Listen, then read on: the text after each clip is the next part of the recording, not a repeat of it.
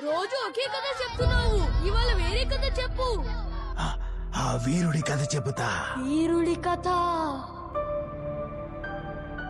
తూర్పు దిక్కున కొండ దిగువలో ఒక పెద్ద అడవి ఉంది. అయితే సూత్రధారుని సూత్రాన్ని చెరిపి అహంకారంతో నిండిన రాక్షసుల్ని అంతం చెయ్యడానికొచ్చిన దొరని దీనులకి నమ్మకం కలిగించేలా తీసుకొచ్చింది ఒక మహాతల్లి. విధి చేతివాటం. ఆ రాత్రి 2 సంఘటనలు జరిగాయి. ఆ ప్రాంతం పుట్టింది, అతను పుట్టాడు.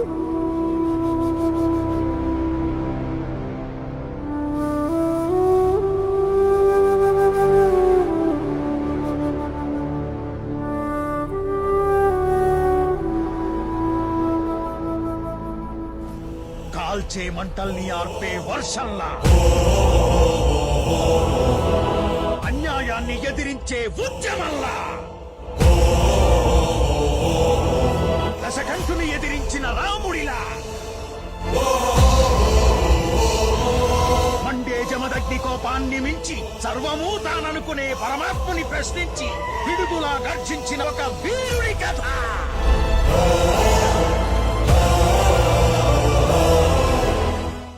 సార్, కథలో ముందుకెళ్లారు. ఎంత ముందుకి? చాలా ముందుకెళ్లారు. యనుమల రేవంత్ రెడ్డి